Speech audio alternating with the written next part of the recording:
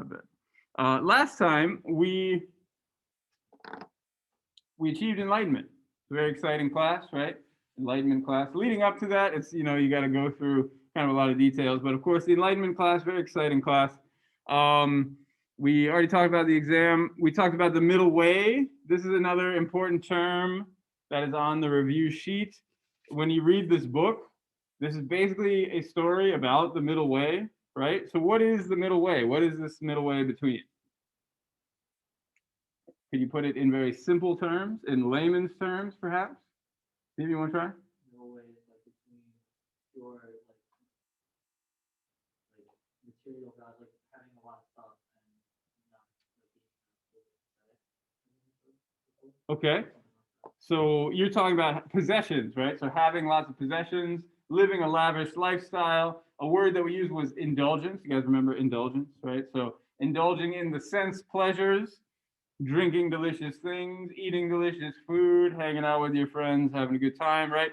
So the early period in Buddha's life, he basically does that. They kind of played it down a little bit in the book, right? But you could imagine a version of this story where he's really going wild and having a great time.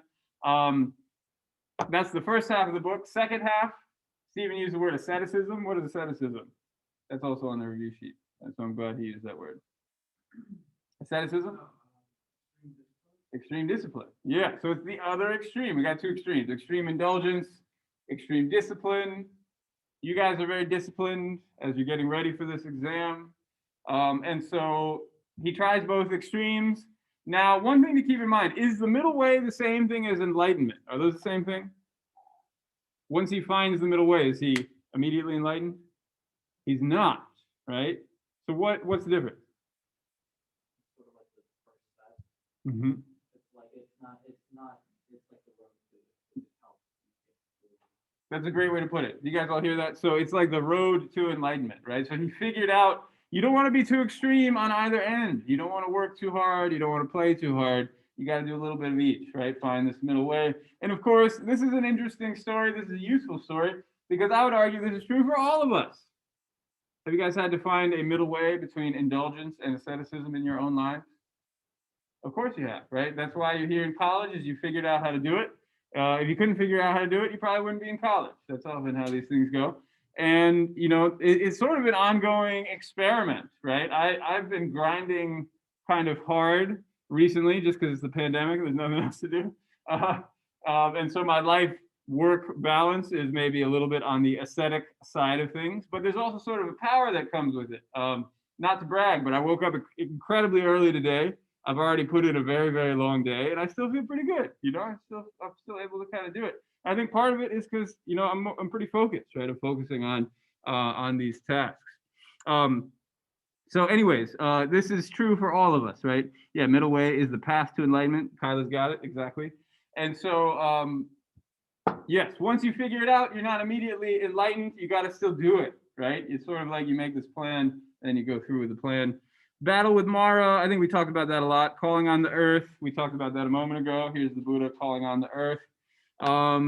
Overcame the 3 poisons. So here they are again. I don't have a wheel image for you today, I don't think. No. But we saw that scene. Remember, the first scene is Mara's daughters come out and try to seduce him, right? And we can kind of see that as greed, or lust is probably a better word here, some kind of desire, a negative desire, a perverse desire of some kind, right? So that's one of those 3 poisons that keeps us trapped in samsara. Another one is hatred.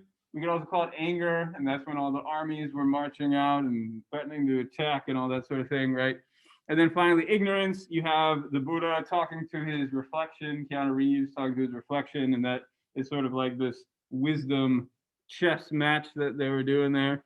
So by overcoming these 3 poisons, this is actually really the moment of enlightenment, right? Is once these things are overcome. And one thing we talked about last time too is what is gained. Remember that? I asked you, what is gained through enlightenment? Omniscience, bliss, and many other things. But very simply put, those 2 things. He knows everything, right?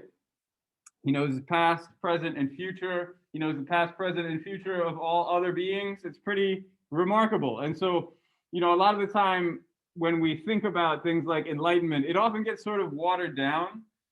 You might even meet somebody and who's like offering you a course who tells you how enlightened they are. Probably not, right? Not according to this definition, at least, right? They probably don't know the 3 times. They probably don't know all the things that are happening in the world. But I don't want to sell people short either. There are all kinds of people in the world. So what do I know? And the other part of this too is bliss. If you just think about, the Buddha becomes this person who's overcome his negative emotions and gained all this knowledge. It feels a little boring. It feels a little dry. But one thing to keep in mind is it just feels great, right? It's like this an amazing, unbelievable experience. And again, it really comes through in the book more than the movie. The movie, Keanu's just like, whoa, and then he just kind of disappears, right?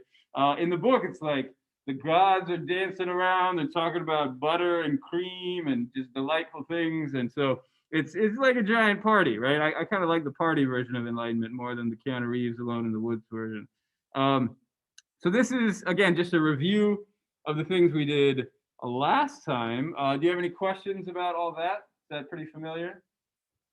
Again, it's tricky with this class, right? Because we cover so much material. It's really overwhelming. And so I'd like to spend time reviewing, but we only meet once a week. So I got to keep the ball moving. The other thing we started to go over but didn't quite finish was the Four Noble Truths. So this is the Buddha's major philosophical realization, right? So what we've been reading in this book is not really philosophy. This is a story, right? This is a narrative. This narrative relates to the philosophy, right? We can derive things like the middle way from this narrative. And so they definitely tie together, but at the same time, they're really distinct enterprises. So for the philosophy, we mostly turn to Keon. He's been our source, and this is what we read in Keon. Actually, these are my words. I wanted to kind of give you my summary of what I think Buddhism is all about, or at least what the Four Noble Truths are all about. Is that all things are composed of parts and will therefore decay into parts. Seems like kind of a simple realization, doesn't it? It's a very interesting realization. There's this earth-shattering, groundbreaking, enlightenment kind of stuff. Not really, right? This is a much more dramatized version. And so, but if you think about it, there's actually something kind of profound happening here, right? It forces us to think, well, first of all, this decay part, right? Decay into parts is that nothing lasts forever. Remember I said last time, impermanence is a fact of life. And there are very few moments in this class where I will just kind of underline that 3 times and say, this is the truth. But impermanence is the truth. Impermanence. It's so truthful. I'm going to write in the chat. And so, of course, that just means things don't last forever. I think I asked you if permanent markers are permanent. Are permanent markers permanent? Not really, right? Why not? Eventually, they'll stop existing in some capacity. They'll dry out. If you draw something in permanent marker, for example, on a whiteboard, your teachers will get very mad at you.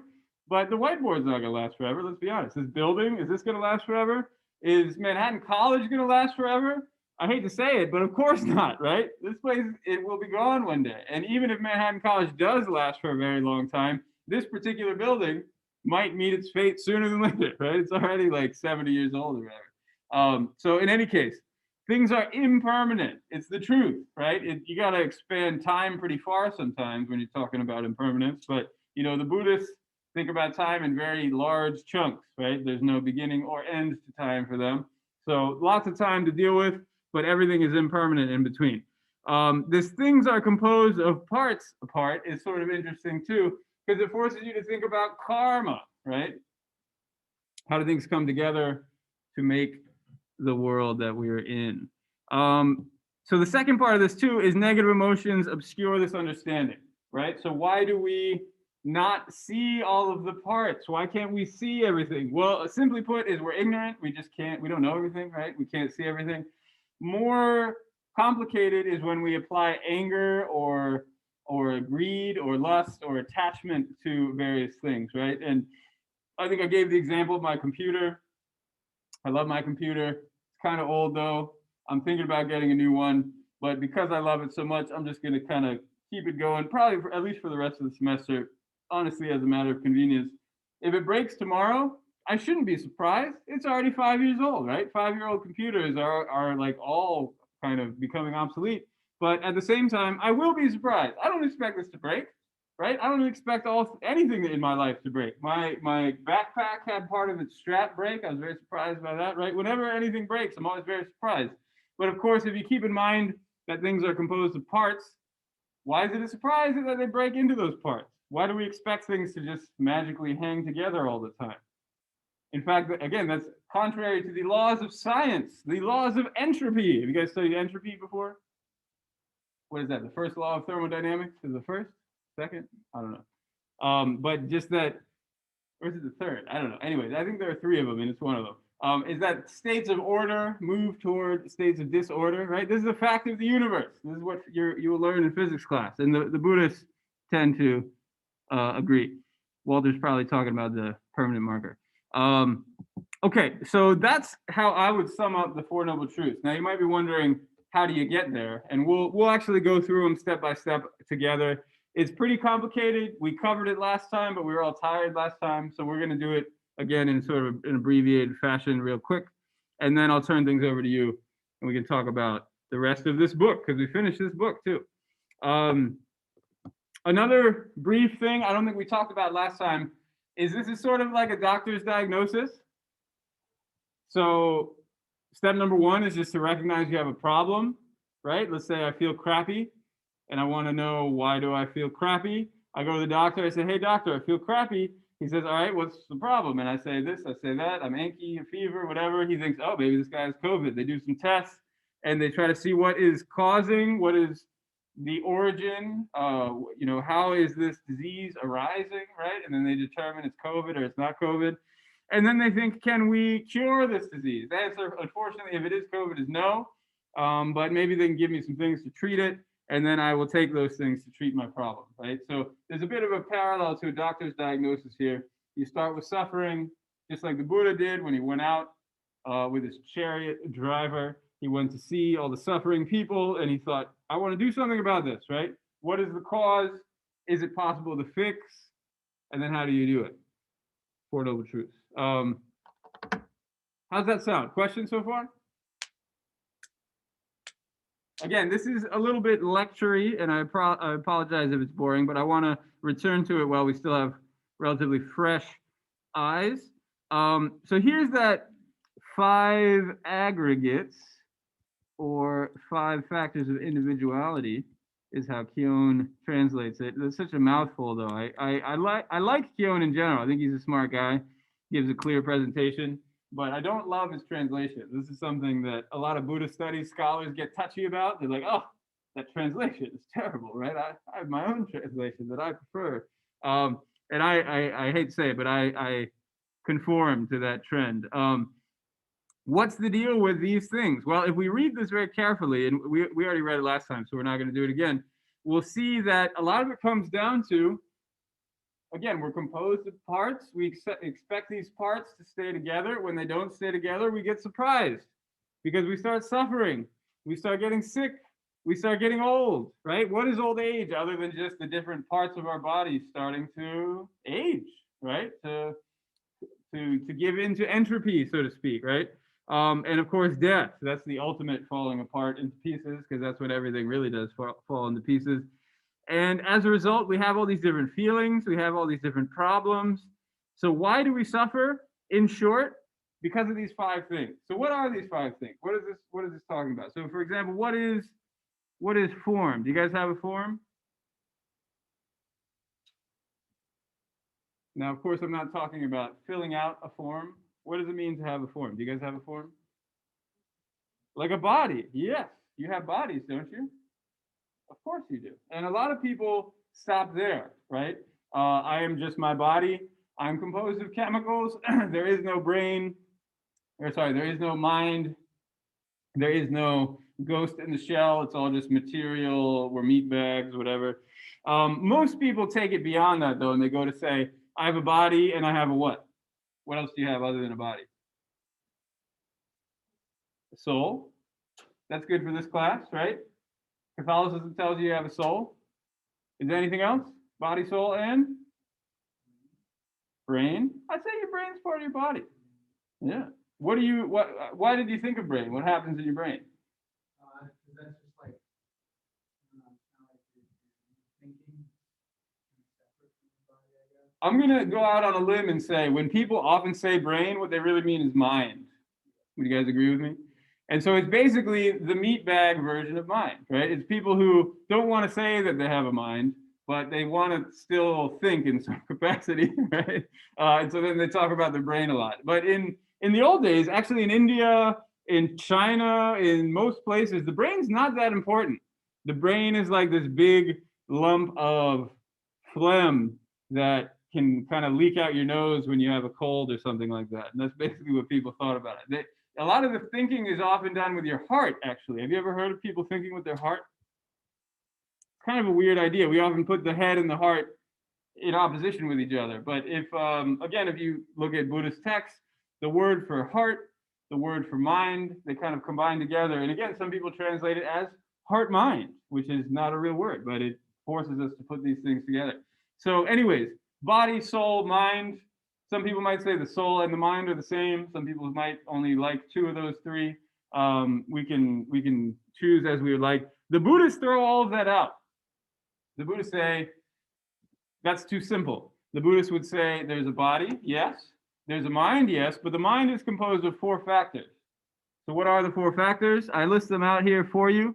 We don't have to go through them in too much detail. I'm not going to like say, explain to me what mental formations are. It would be nice if you knew that, but I'm not going to be really asking you to scrape out all of these details. Basically, what I want you to know is that this is what Buddhists think we are composed of, right? If you went into a room filled with old school Buddhists and asked, what are you composed of? They'd say very quickly, oh, these 5 things. I have a body. I have sensations, which is a weird way. What do I call it here? Feeling? Yeah, form, feeling. And so these are the sensations that we have when we interact with the world. It's a part of our mind, right? Basically, the field of epistemology is thinking about how do you know what you know? How do you perceive the world? And the Buddhists love that kind of stuff. And in fact, there are 2 of these are talking about how you perceive the world. One is the direct sensation, like my hand sort of feels cold and the table feels smooth on my hand. And then I can think, oh, I like cold and smooth things. This reminds me of a popsicle. I wish I had a popsicle right now or something like that, right? We can attach information to those perceptions. So those are the first 2, is the feeling itself and then the information that processes the feeling itself. And again, they go into more detail than this. I'm saving you guys a lot of details. They talk about the sense faculty, the sense organ, the object that is being observed with the sense organ, and how all 3 of those things are working in synchrony in order to exist in the world. One thing that it shows us is that we each have our own unique sensory experiences, right? So this idea of subjective and objective reality becomes very clear as a result of this. You guys see that, right? You are observing from somewhere, right? You're not observing from nowhere. Mental formations is just like your personality, the things you like, the things you don't like. It's a bit, if these perceptions are very simple and very attached to the things that you are interacting with, mental formations are a bit more abstract, right? They're bigger, they're more complicated. If I ask you who you are, you might say, I'm my personality, I'm the things I like, I'm the things I don't like. That would be mental formations. And as you can tell, it's a pretty ambiguous category. It captures a lot of stuff. And then the last one, where is it? Is consciousness. What's consciousness? Do you guys have consciousness? Of course you do. Well, what is consciousness? Steven? Thinking about life, being able to reflect. Yeah, so I like the second one in particular. None of these capture the ability to reflect on stuff, do they, right? If you think about your mind, what can your mind do? Well, your mind can reflect on stuff. And sometimes if you've ever meditated before, you've tried to look at your mind and look at your consciousness and see what pops up in there. And you might even notice like, wow, that was a weird thing that popped up in there. I don't even know where that came from. And then if you've done mindfulness meditation, you can sort of watch it go away without any sort of attachment to it. Sometimes in Buddhist texts, it's compared to like a crystal, like a clear crystal that you can see through. You can put your crystal consciousness onto something and bring it to your attention. And by seeing through this crystal awareness, almost like the screen or something, you can focus on that thing, think about that thing, analyze that thing. And as Stephen, I think, was suggesting, you can even reflect on the mind itself, right? You can put consciousness onto itself. This is called self-reflexive awareness. So consciousness does a lot of work, and consciousness is the thing that moves between lives. Some mental formations too, but mostly just the consciousness. So if you're looking for a soul, that's where you would put it, is in consciousness. But the Buddhists are very actively trying to get rid of the idea of the soul, to be honest. Okay, how's that sound? I know it's a list, it's a lot of information. The main takeaway is that we are composed of parts, and these are the parts.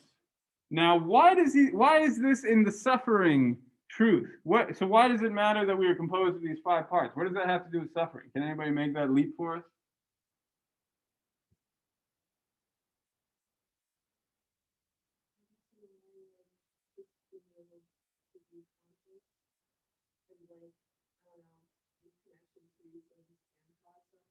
Mm-hmm.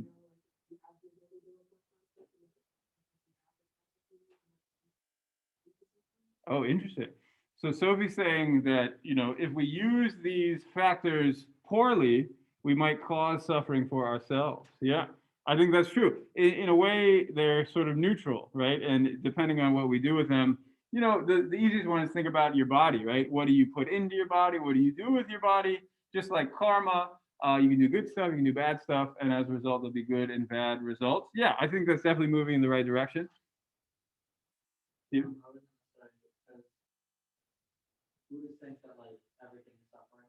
Uh-huh. Like in the world we live in, so because we have a body, we're able to experience all that suffering. So I think that's possibly what it is.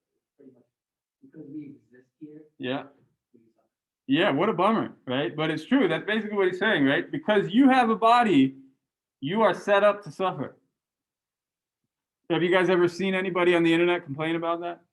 Like, I didn't ask for a body.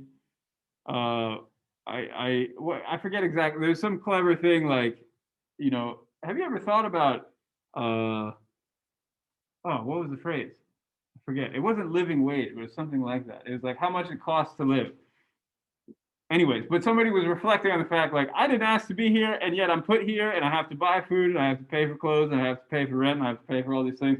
Seems awfully unfair, doesn't it? And of course, the Buddha is really reflecting on that. Exactly. One way to think about it is you guys are all sitting comfortably in your chairs, right? You have your bodies, they're very comfortably situated. It's kind of a nice temperature in this room. It's not too hot, not too cold. You might even say, Bill, I'm doing fine right now, right? My body's doing great. But if we even just didn't change anything, didn't change a thing, and just sat here for 10 hours, would you be comfortable after 10 hours? You would not be comfortable. And maybe some of you are like really hardcore and you'd be fine after 10. Multiply that by 10, right? Forget about it. You'd have like sores all over yourself, like bed sores. You guys know what bed sores are? It's just existing. You will get a bed sore, right? What a body we have. This little bubble that's just waiting to pop. We're very fragile, these bubbles. I just got my first vaccine shot, and boy, it messed me up. I don't know if you guys have gotten any vaccine shots yet, but give yourself some time to recover. It was like the first 24 hours were pretty bad for me. After that, it got better. Like today, I got the shot on Sunday. Today was a pretty good day. I still feel it though. My arm's still a little sore.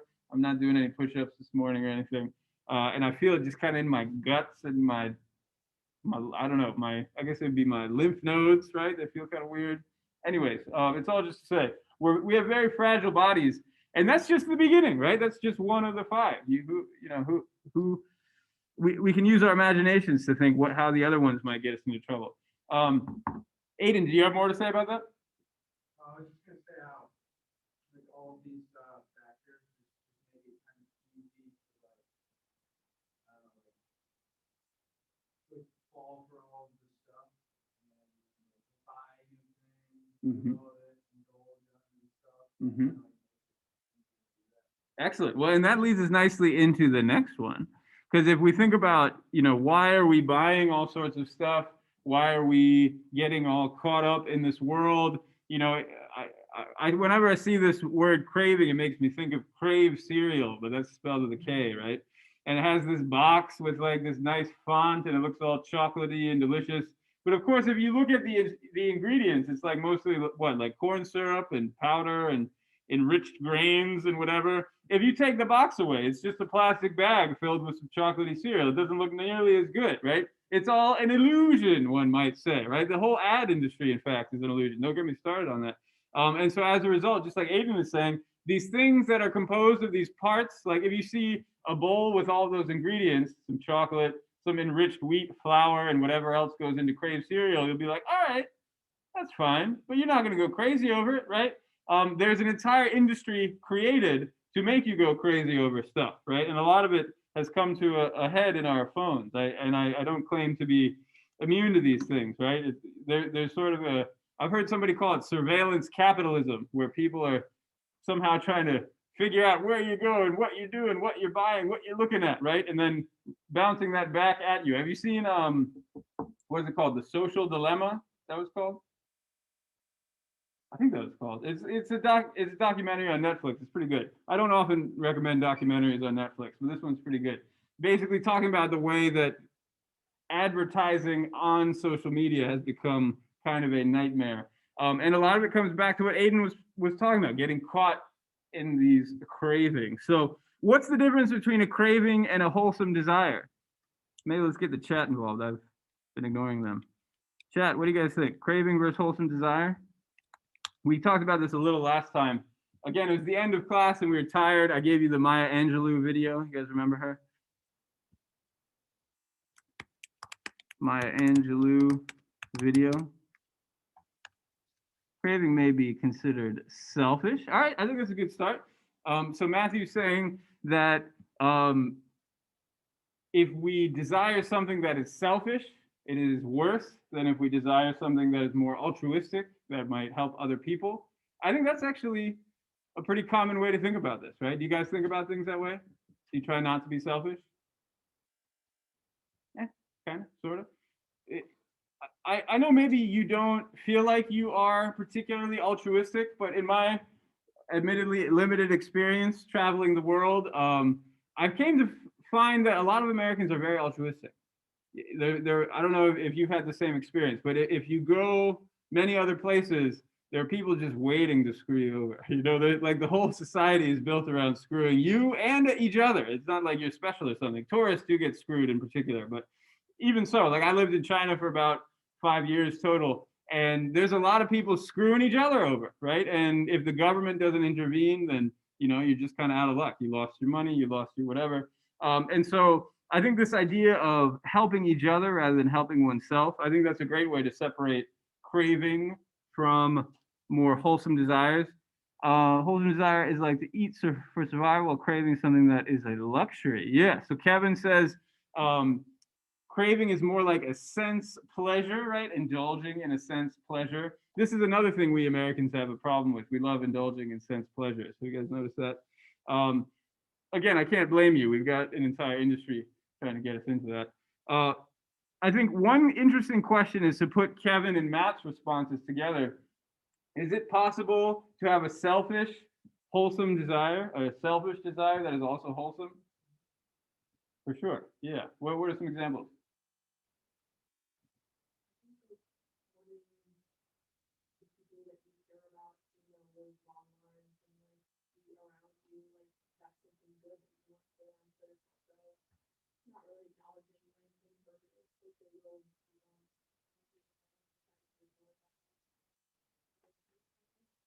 Well, I think it's a very insightful point, right? Is it's contrary to the wisdom that the Buddhists are talking about, right? The Buddhists are saying everything's impermanent, everybody will have to die one day. The first truth says you are going to die one day, everybody, right? But at the same time, Sophie is saying it's still wholesome to want people to be alive, and I would totally agree with that. I would also say it's kind of altruistic. Even though you're trying to be selfish right now, you're still being altruistic, Sophie. You can't help it. No, but you were talking about how you want other people to live long, and it might feel like you want them to live long for your own enjoyment, which is, it could be almost selfish, but you're still wishing good things on people, right? So you guys are too altruistic. You can't even think of selfish desires.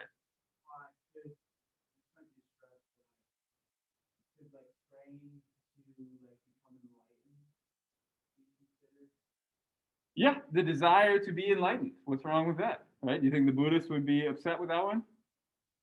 Probably not. They might ask you how you're going about it, right? If you're holding on real tight, being real attached to it, you have to ask yourself, how am I going about trying to achieve this goal? But yeah, I think at the end, the wish to improve oneself, the wish to learn, right?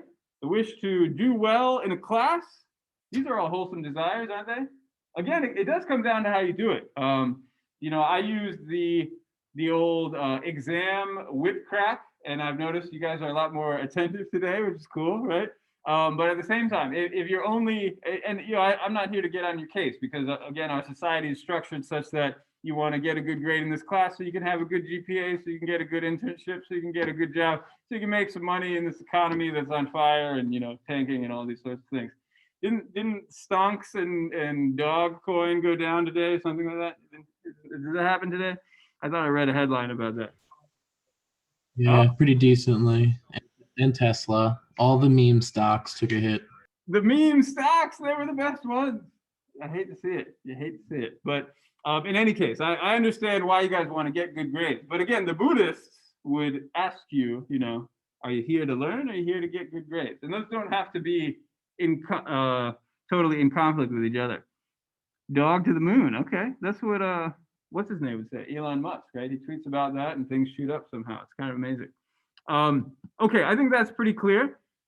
This wholesome selfish desire is a very interesting subject. Again, this is my anthropological view on American society. We struggle with this. I struggle with this, and I imagine a lot of you guys do too. You feel like you have a choice to either be a nice person or an asshole, and only assholes actually try to get things for themselves. But I encourage you to develop wholesome desires for yourself. Those are good things to have. I guess we call it self-care, right? Isn't that what we call it now?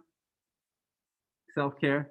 Okay, interdependent origination. That was sort of a complicated point. We've been talking about it all class, but we didn't use this term.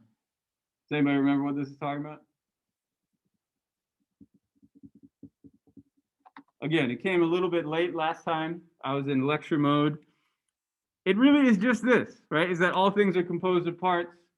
They come together to form the universe that we live in. Last time we looked at the wheel, remember the wheel? And on the outside of the wheel, there are all these different phases of interdependent origination. I'm not going to make you memorize those or anything. But again, it's just this idea that things are not always as they seem. Things are always contingent on their context, right? We might love somebody and think, I love that person and I love their personality and all these sorts of things. But that person, of course, is just a blob of organic material that came from their parents and their parents' parents and their parents' parents, and they were educated by their parents and then by the education system and all the other social and other various factors that make a person who they are. And to pretend like they are some kind of inherent person, right? Like I am inherently some kind of Bill that is not reliant on all these other factors, again, is just false, right? I'm a very different Bill in this class than I am in other contexts, right? First of all, I don't talk quite as much. I have to talk a lot when I'm standing in front of this plexiglass and standing in front of this computer. But yeah, I'm a different person, right? Here I'm Dr. Bill. I make you guys call me Dr. Bill. Isn't that self-indulgent? Very few other times in my life do people have to call me Dr. Bill. Even the title itself, right, is declaring that I am a new person when I'm in this classroom. And I'm sure you guys can come up with other senses of how that works. So what is this talking about? Interdependent origination. It's just this idea that pieces come together to form wholes, and those wholes go back into those pieces. Recognizing how that system works.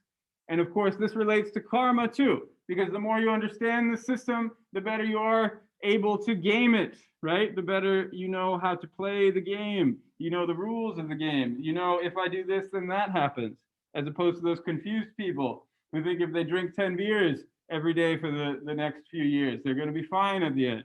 They're not going to be fine, right? There's going to be a lot of problems associated with that. So once you recognize some of these patterns, is learning how to live your life in accordance with those realizations. Okay, so somebody asked about the 3 marks of existence. I don't believe that is on your list of lists already. Is it on there?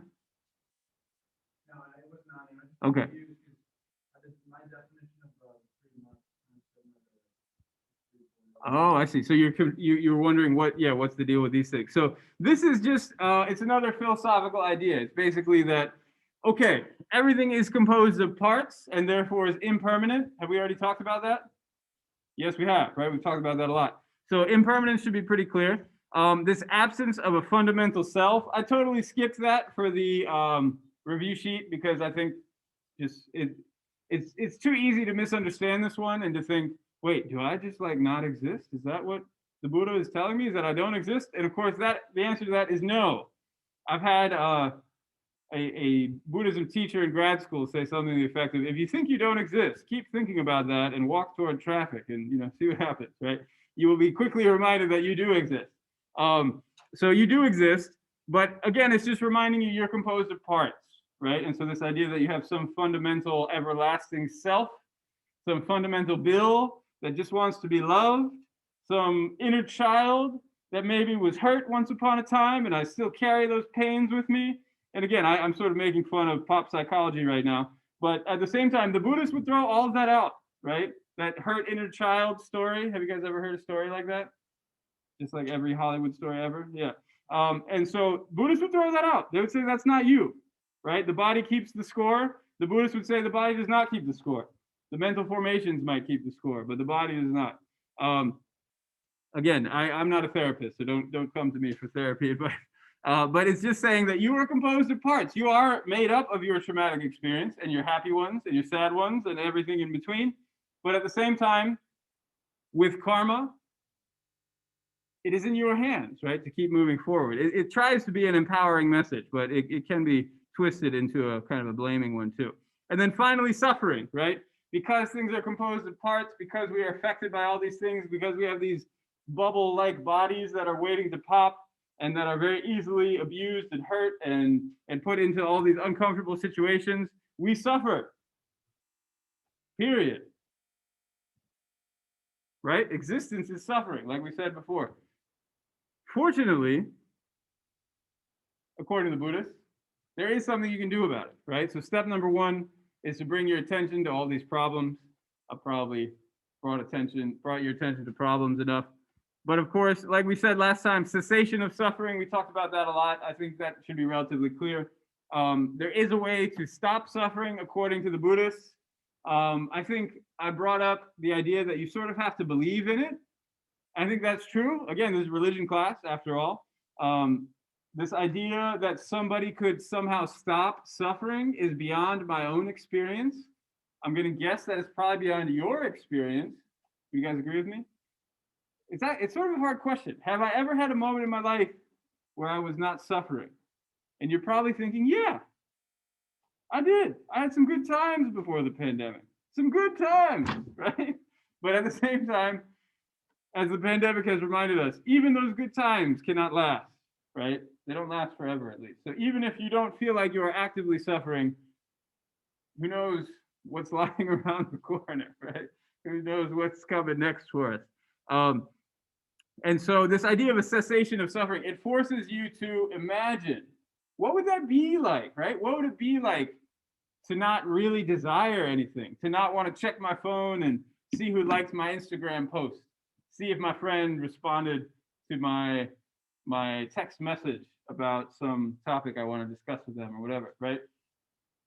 What would it be like to not be shackled by these very powerful urges? It's hard to remember, isn't it? This is another generational divide, right? Phones were kind of new when I was young. I didn't have a phone until college, really. And so I knew a time without phones. You guys probably did too, but you were probably very, very little. Well, I guess I don't know. Let's figure this out. So you guys were all born about 20 years ago.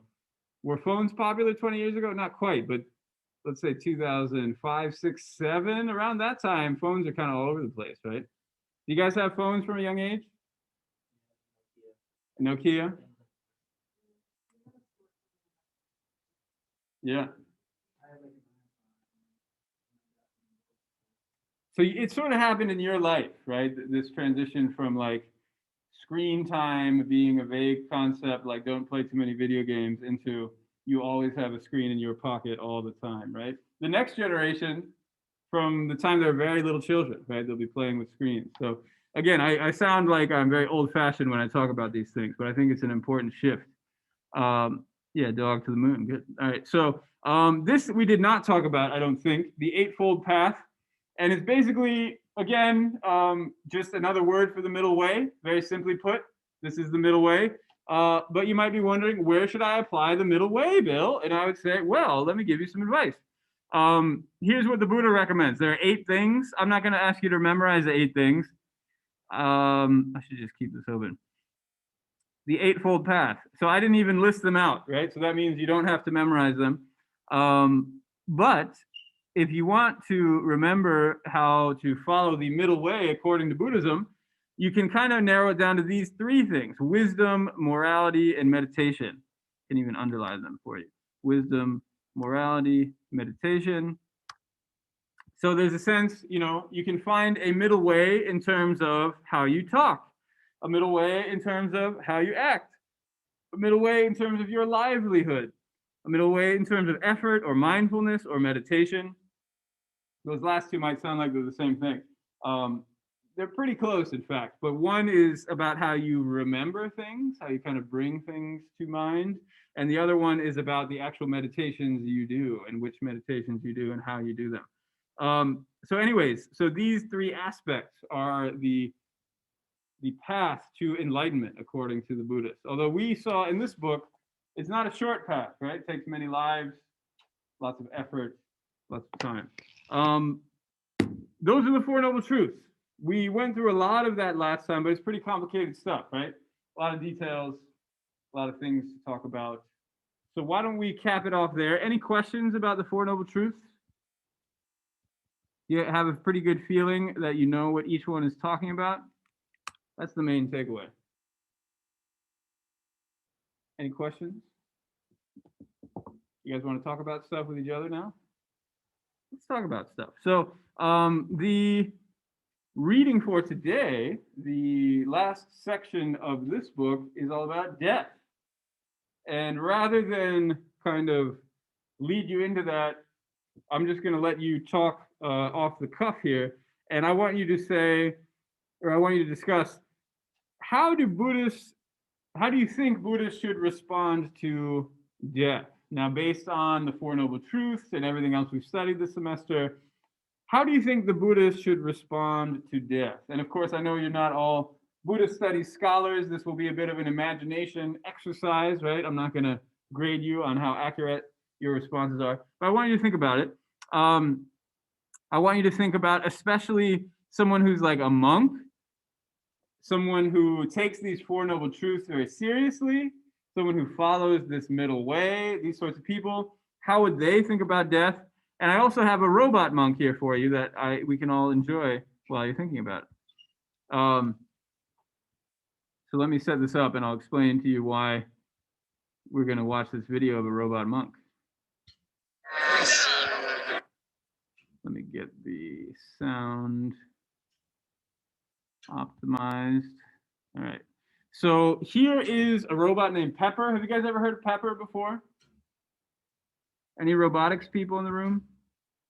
So it's, as you can see, there are 2 of them. It's sort of a general humanoid robot that can talk with you and see the world around. It's pretty sophisticated.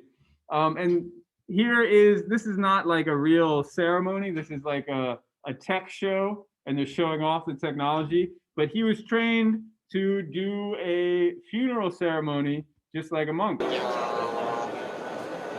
check it out.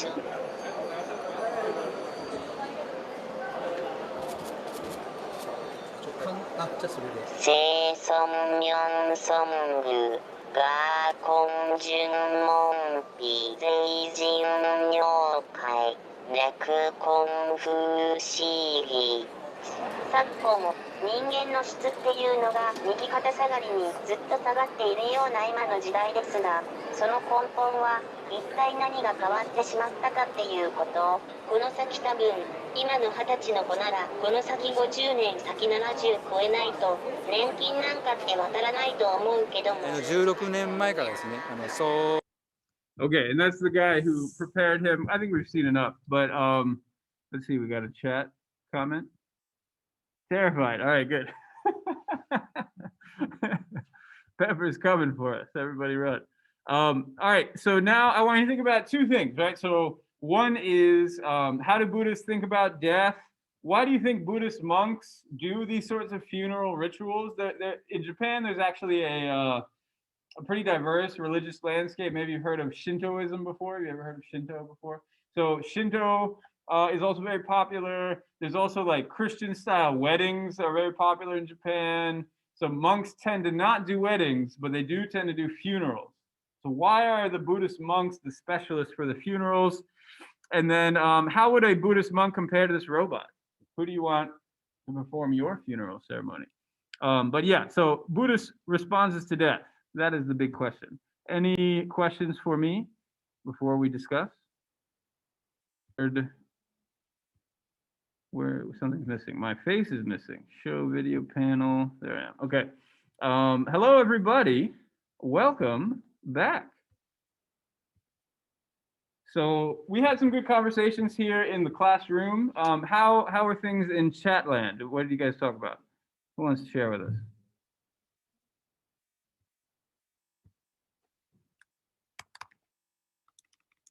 Who is the better funeral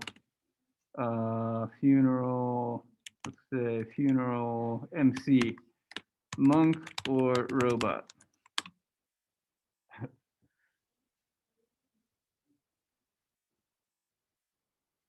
Chat, you guys talk about the robot or what? Monk? Guy, why do you say monk? So we talked about that like monk we can see more emotions, and that the robot is like it's definitely like a different experience where he's just like a robot and his eyes are open the whole time. You can't blink? Is that a Yeah. we need people to blink? It is kind of terrifying. Yeah, Walter is right. He is terrifying. Sorry, I didn't mean to cut you off, guys. So yeah, it's worth thinking about. I think a lot of people agree with you. Everybody in the chat is saying monk. Oh, Walter was so terrified he left the room. All right, now he's coming back. But Guy, if you had other points, I didn't mean to cut you off. What is it about monks that are more appealing? Can we put our finger on it? Part of it is something as simple as like having human signs and signals, looking like a human, right? Does anybody want to add to that? And then Alexander's going to take the opposite point, which I'd love to hear more about too. Does anyone want to say why monks are better? What did we say in this room? Didn't we say some things about that? Why did we like monks better? Even though they're supposed to be non-attached to things, applies to death, it's still like they've had human experiences, they've lost people and had to deal with that. So I guess there's more for empathy. Yeah, empathy. That was a word that we used. Yeah, empathy is a good one. And we said anyone who doesn't have empathy is a psychopath, right? Isn't that what we said? Empathy. I'm spelling things. There we go. All right. Yeah, and so if you guys couldn't hear, what Sophie was saying is if a monk is a human performing one of these ceremonies, they have probably seen death before in some capacity, right? Unless they were the Buddha as a young man. Even then, though, you know, he grew out of that phase. So they probably have some experience with death. They have some human understanding of death. And there is this empathetic exchange that happens where maybe my loved one passed away and Sophie understands how that feels, right? And her heart goes out to me, right? We talked about the importance of bodily parts in this conversation. Her heart goes out to me, and just having a human in that moment can be comforting, right? This is an interesting conversation because I'm sure you guys have had many moments over the past year where you want a human in the room with you and maybe you don't have one. And all you have is a goddamn robot. Get this robot out of here, right? You can tell I'm kind of tired of the robots in my life. And so Yeah, these are they feel like kind of hilarious abstract questions, but in reality, these are things we actually are dealing with right now. So, Alexandra, what did you say? You said robot because they're detached emotionally. Can you say more about that?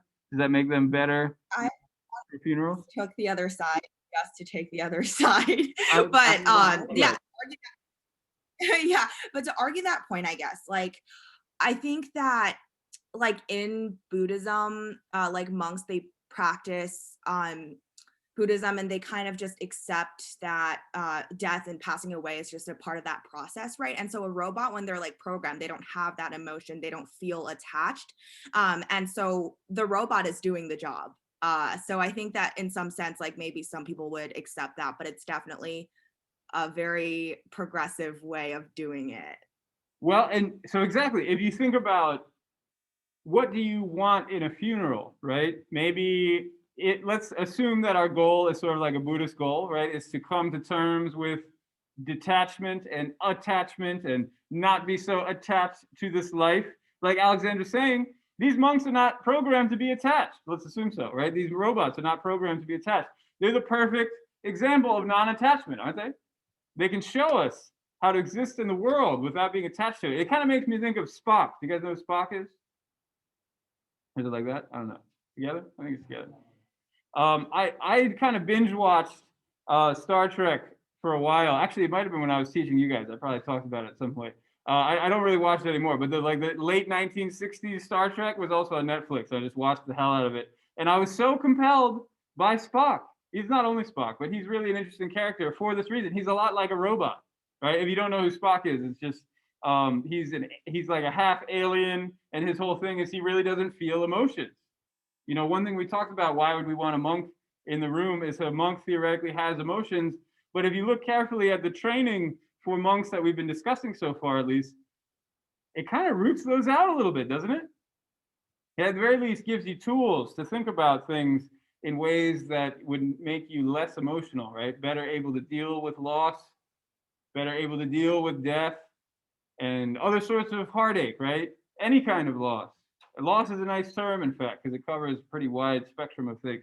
And again, of course, we're dealing with all kinds of loss right now. I think the magic number is 500,000, which is an astronomical, just what to say, inconceivable number is what I was looking for. So Alexandra argued this very nicely. They're detached, right? And arguably the Buddhists might want to cultivate this sort of detachment.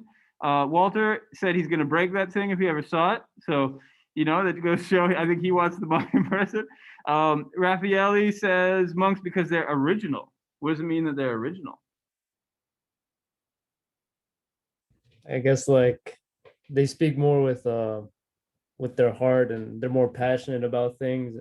I think that's way more better than a robot. Mm-hmm. That's like has no type of feeling or emotion. So this robot in particular, he's acting according to his programming. He's programmed to be able to give certain speeches. He's pretty sophisticated. He can even talk with you. If you ask him questions, he'll be able to respond to it. But at the same time, what Raffaele's saying, a monk could really speak more specific to a context, right? They would know the person potentially. And this, I think, comes back to Sophie's point too, is that they'd be able to really rise to the occasion of the moment and be able to tell stories from that person's life and really tailor the things that they say and they do in the various rituals to that specific context. So I think that's an excellent point too. It's 8:15. You guys are probably kind of tired.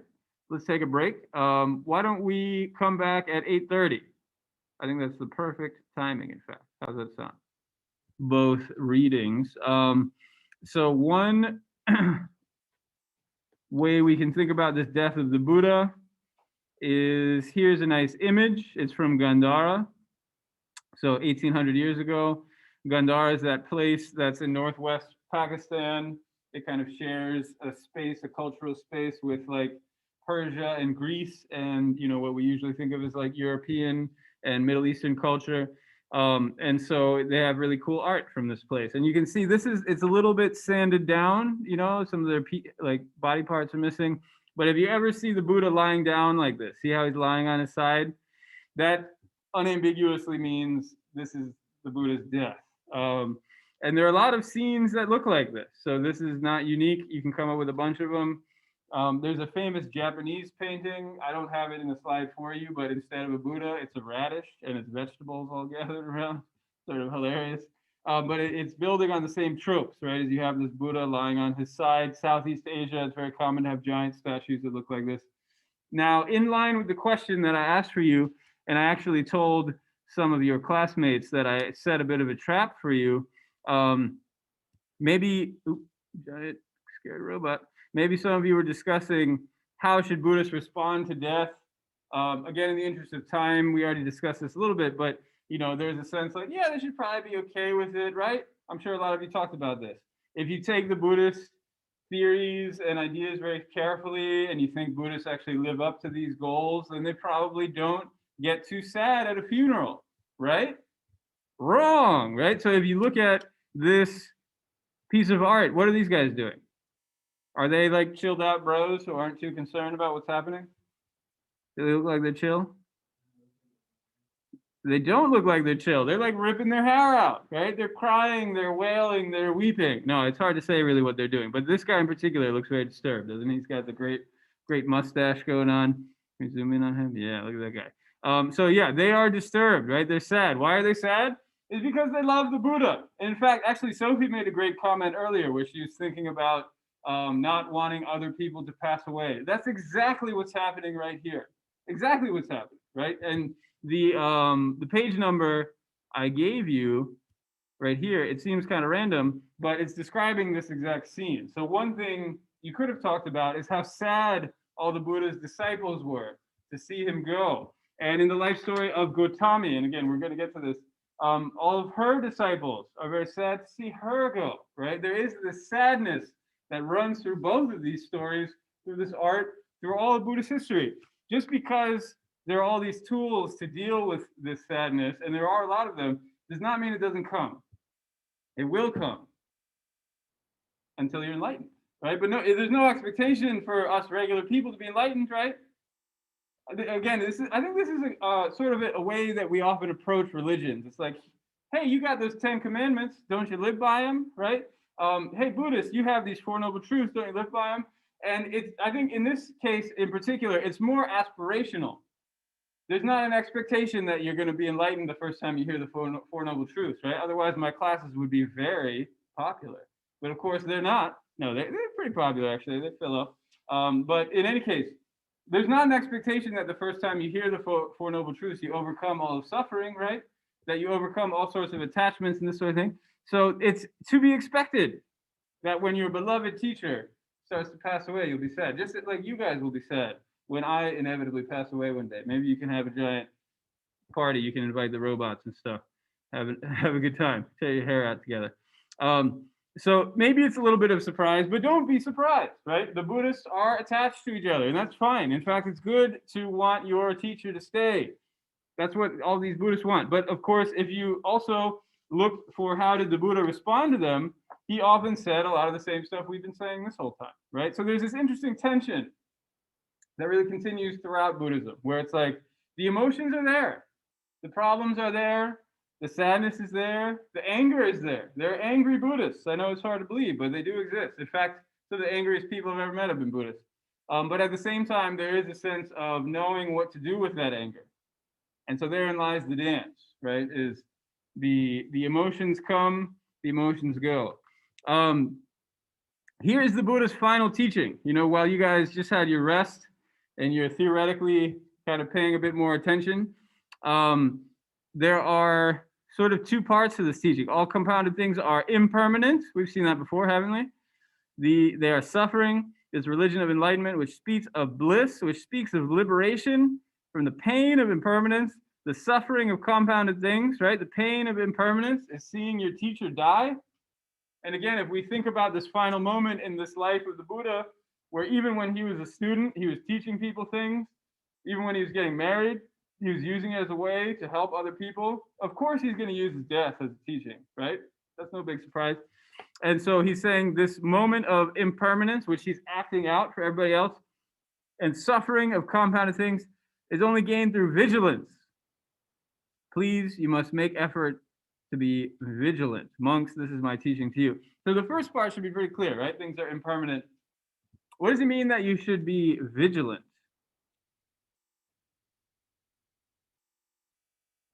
So liberation is only gained through vigilance. I'm even gonna write that out. Liberation from suffering is only gained through vigilance. Steven? Is it like saying that like if you like is it like one of the first noble truth about like noticing your problems and trying to like solve them and figure them out? Yeah. Like, you have to be like you have to understand that some things are gonna like cause issues and suffering and you gotta try to work them out. Yeah, excellent. And the only way to do that is pay attention, right? I've complained about my dinner last time. I think I had General Tso's chicken right before class. And my guts felt a little bit weird. This week I had some pizza. Same result. So I clearly am still trying to figure that one out. But yeah, just like Steven said, pay attention, right? Pay attention to the way that your actions affect you and the world around you. And the more you pay attention, the more you will realize that actually the things you do have major impacts. It's not always obvious to see, right? Sometimes we do things and they impact people in ways we can't even imagine.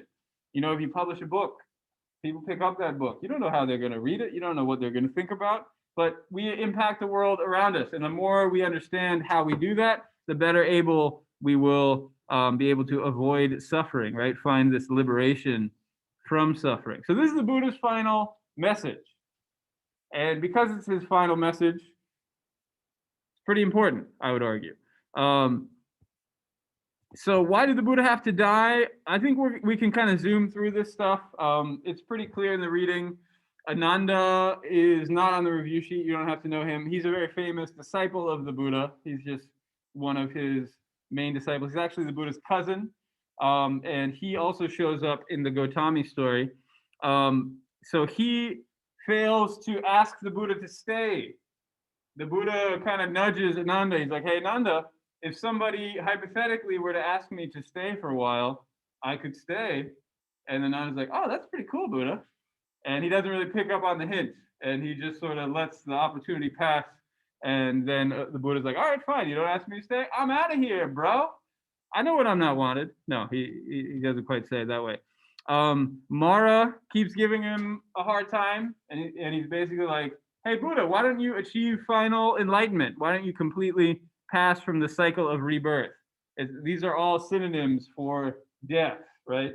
Mara wants the Buddha to leave because Mara is this god who is tricking people, right? He's always fooling them and tricking them. I guess I know this will make us fall asleep, but sorry.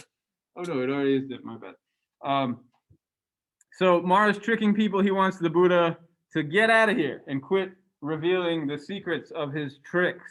And the Buddha's response, unless you read this recently, you probably don't remember, but there's this thing, he like picks up some soil in his nail, and he's like, this represents how many people I've actually trained, and all the different soil on the ground represents all the beings I have not trained. So he's basically saying, I still have work to do, but it's also the time for me to go. So he goes. They make a stupa. Have you guys ever heard of stupas before? Is that a word you've heard before? Symbolic representations of Buddha, Buddhist monuments of Sanchi. The remains of the Buddhist monuments of Sanchi are in central. We don't actually need to listen to this guy. I just kind of want to show you the pictures. So Sanchi is one of the oldest stupas. These sorts of things are all over the Buddhist world. Maybe you've heard of pagodas before. Have you ever heard of a pagoda? It's a related kind of structure to this. As you can see, it's kind of a big mound. Inside of this mound are relics. Have you ever heard of relics before? What's a relic? Remnant of the past? Yeah, exactly. And so it means a few different things, but in a very religious studies setting, it usually means a remnant of a holy person and holy object of some kind, but often it's their body, right? So a relic is like a bone or a tooth or a hair or some other body part. There are relics here on campus, I've been told. Are you guys aware of that? We're at a Catholic school. Catholics love relics. The cloisters near my house, there's some relics there, like a hand of a saint and all sorts of stuff. I went to the chapel of Jean-Baptiste de La Salle in Rome. There were some of his relics there. So again, it's referring to their remains, right? To their body parts. I don't know exactly what part they had. They had something. So as you can see, there are all sorts of carvings and stories. And, you know, if you took an art history class, you could spend all day looking at all these different pieces, lions and elephants and fun things, representations of the Buddha. Very early stuff. This is very early. And it's said to hold the remains of the Buddha. There are things like this. Oh no, he's back. Okay. There are things like this all over the Buddhist world. They're all called stupas, or they could be called different things in different languages. Tibetan, they're called chorten. In Chinese, they're usually called ta of some kind. And so, yeah, these are all over the place. What's inside, what kind of gives them power, what makes them interesting are the relics, right? The relics. I guess why do people care about relics? Like, why are we building this giant structure around the relics of the Buddha? Aiden?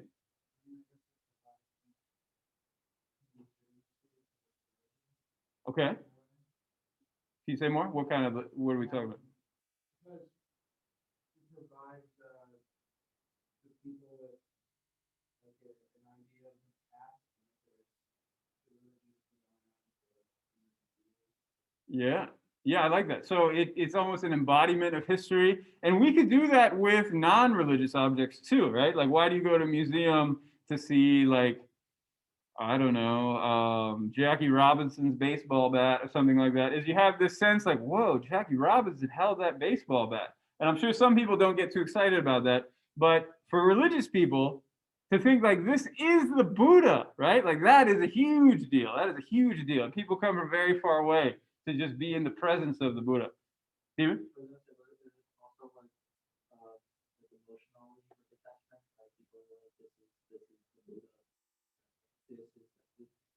This is the guy. Yeah, exactly. And, you know, we might think it might be sort of a negative desire or something, but this, of course, is a very wholesome desire, at least according to the Buddhist world, because you are able to enjoy the presence of the Buddha, and more specifically, you can get blessings. Have you guys ever been blessed before? Yeah, Raphael, sacred item, exactly. You get blessings from these relics. So there's a sense that if I go to visit these relics and I like touch my head to it, or even my hand, or do some sort of walk around it or something like that, I will be blessed by the power of these relics. It might even feel almost like magic or something like that. Bless you. And indeed, magic is a part of this. We're going to talk about magic, in fact, later on in the semester. So this is sort of where that all begins. And we can see it in the life story of the Buddha. He's giving people details about how to prepare his body, how to prepare the relics for the stupa. And then he finally passes away. There's all this talk about, you know, there is no passage from suffering from the Buddha. It's almost like a paradox or something, because he's obviously passing away, but then this passage is saying somehow there is no passing away for him. A fire burns somewhere and goes out elsewhere. People should know the Buddha to come and go just so. It feels almost like Zen, right? If you ever studied Zen, they have a lot of kind of pithy poetry like this. There's almost a sense like he is already enlightened, he is already beyond suffering. And so this death, even though it looks like he's dying, it's not even a real death, right? It's just a show to remind us all of impermanence. The final scene is about his son, Rahula. We don't have to spend too much time on him because we want to get to Gautami, but we should talk about him too. In some versions of the life story of the Buddha, he has a child with his wife, right? Before he leaves when he's a young man, and then he leaves his family. And I've had people say, Bill, doesn't that make the Buddha a deadbeat dad? And I'm like, yeah, it kind of does, actually. Yeah, it kind of does. So in this version of the story, something very different happened. Did anybody read the final scene with Rahula and get a handle on what's going on there? So it's in the appendix, page 99, the story of Rahula, the Buddha's son. It goes on for just a few pages, but it's pretty cool, kind of bizarre. If you haven't read it, you can check it out. If you have read it, you can tell me what happened. Did anybody figure this out? So on 101, you can see at the top, Yashodhara, this is the Buddha's wife. Yashodhara carried a child in her womb for 6 years, says a monk in a certain scripture. Rahula remained in her womb for 6 years. What is the reason for this? What do you guys think? What is the reason for this? They explain it a different way, but how do you make sense of this? Why do you think the little boy stays in the womb for 6 years? What's the Buddha doing during this time?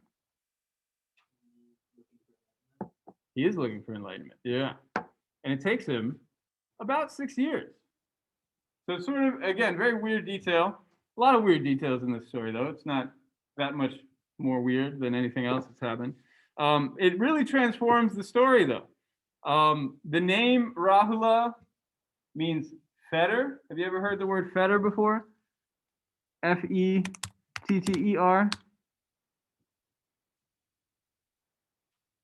What is a fetter? It's sort of like a chain that keeps people bound, you know, for a prisoner or something like that. How is a child like a fetter? Why would the Buddha think of his child like a fetter? Why would a Buddhist, a monk, or a nun, for example, choose not to have children? How are children like a fetter? Aiden?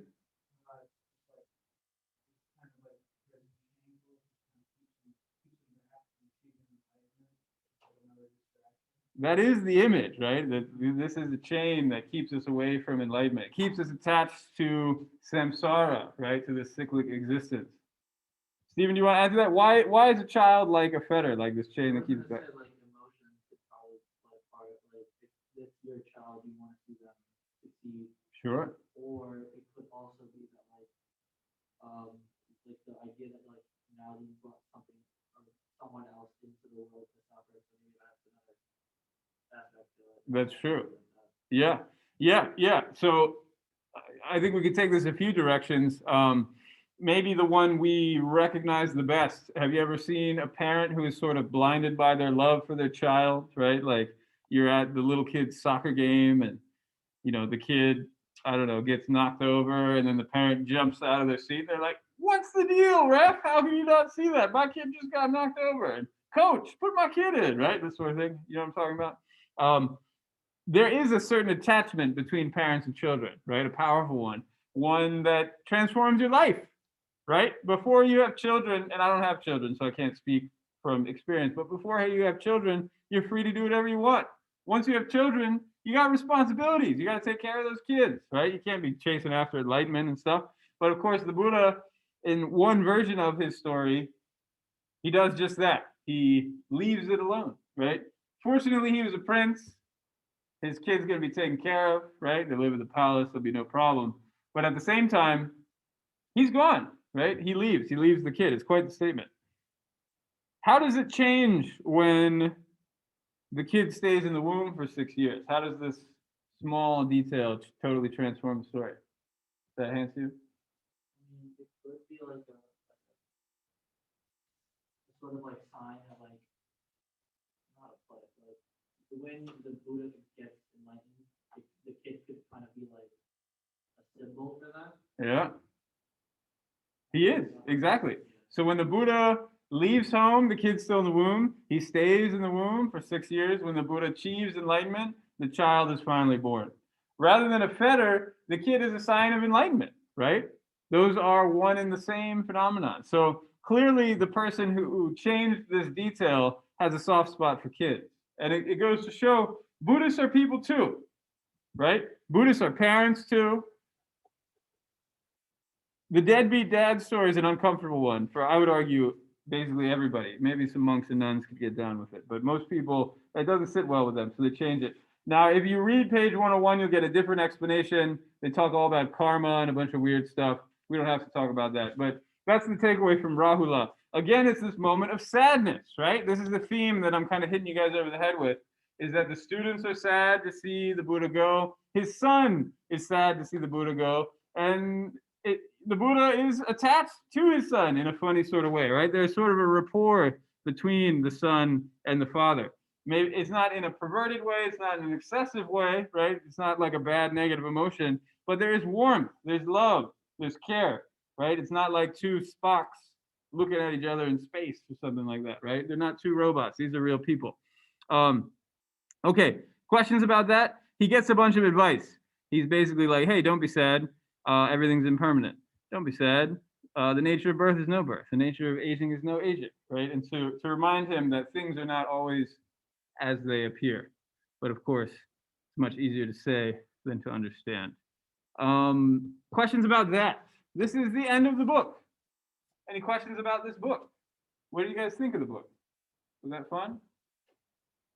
A good story? We got some chat going on. Here we go.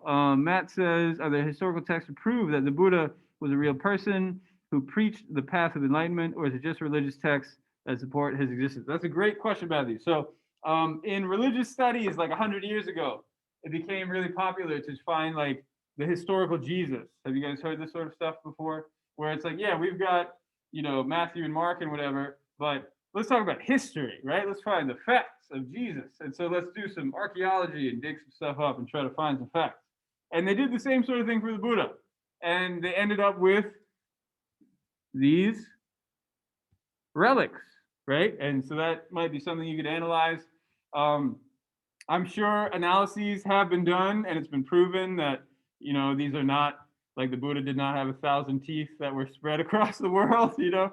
There's actually a pretty good story where we got a half hour. It's playtime. We got 40 minutes. So there's a grandma who has a lot of faith in the Buddha, and her son is sort of lazy, and she can't really walk very well. She's sort of an old lady, and she's like, "Hey, I hear the Buddha's tooth is coming to town. I really want to see it. Can you go and just borrow it and bring it back for me? I know it's a big ask, but you know, I'm a very pious woman.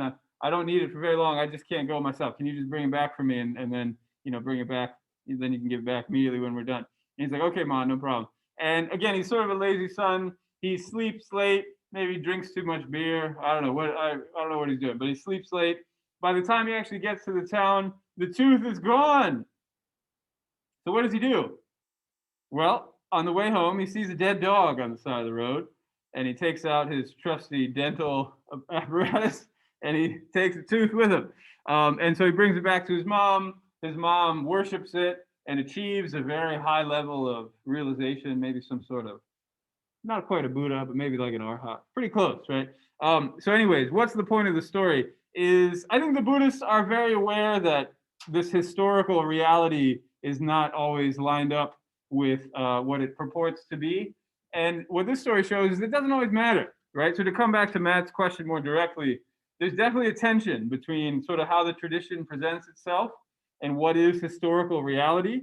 And in my own research, this is something I think about constantly, is how do you put those things together, right? Because they're really two different questions. Is what does the tradition say about itself? What would history say about it? And sometimes there is no answer for that second one. Usually, in fact, there is no answer. And particularly with really old stuff, like what really happened with Jesus, what really happened with the Buddha. People tend to think he probably did exist. The way you know that is by the way other people talk about him, the way he's represented in other texts, other things you can date a little more easily. There's a famous emperor who likes the Buddha a lot.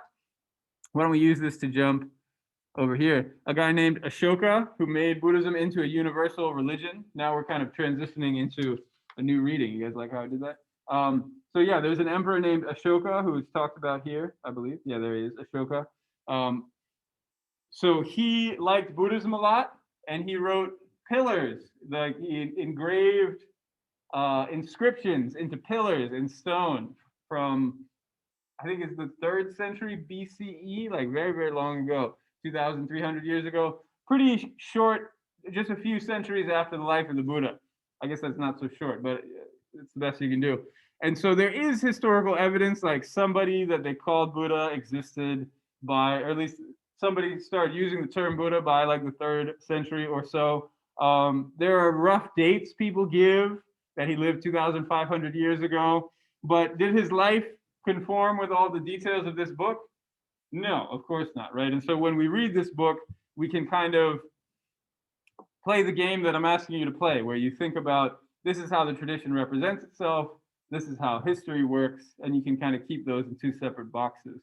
They don't have to always agree with each other, I would argue. But good question, Matthew. Again, this is something I think about constantly. So the last part of class today, we have a half hour to do it, is as Buddhism becomes more popular, and actually this historical question is perfect, right? Because after the life of the Buddha, you have all these people wandering around, starting to give talks, have conversations, meet other people. All of a sudden, some of the lay people become interested. What's a lay person? You guys remember lay people? Normal people, right? Lay people become interested. Certain teachings might need to come out for the lay people that maybe would be a little bit difficult. You know, for example, how should lay people think about their death? Do they think about it the same way that the monks did? Maybe not exactly the same, right? These are things that you guys were thinking about just a little while ago. So as lay people start to develop faith in Buddhism, all these Buddhist institutions develop, and we get things like this big line of monks begging for food. Can you see these bowls that they're holding? These are kind of fancy versions of things that people have been doing for a very long time. There's a very old custom is monks and nuns go out and beg for food. Now, why do they beg for food? Are they too lazy to grow their own food? Steven?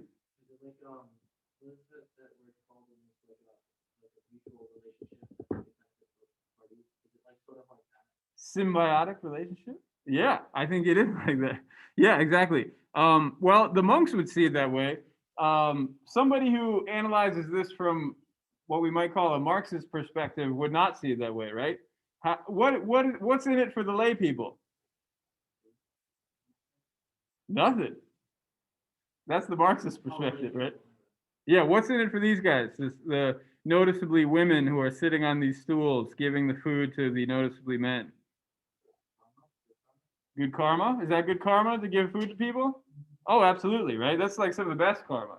Have you heard of Hare Krishnas before? Yeah, Greg wrote karma too, exactly. Hare Krishna is sort of an interesting group. I think they were invented in New York, maybe like 50 years ago. It's like it's more of a Hindu group, and they're pretty weird. They do a lot of weird stuff. Actually, they wear clothes that are pretty similar to this. If you ever see monk-looking people giving out food to other people, it's probably the Hare Krishnas. But the role is reversed. So rather than lay people giving the monks food, these monks come out with big carts of food and just hand it out to people. It's really spectacular. Again, I'm not like a follower of Hare Krishna. In fact, again, I find them pretty weird. But at the same time, you can't argue with feeding hungry people, right? Like that's just like that's a good thing to do, right? And so, anyways, I agree. I think it is this opportunity for the lay people to be generous and to get good karma. But if I came up to you guys and said, "Hey, I have this great opportunity for you to be generous and get good karma by investing in my stonk coins or something like that," right? You're not going to get anything out of it, but you'll get some karma. From a very economic standpoint, that's not a very good deal, is it?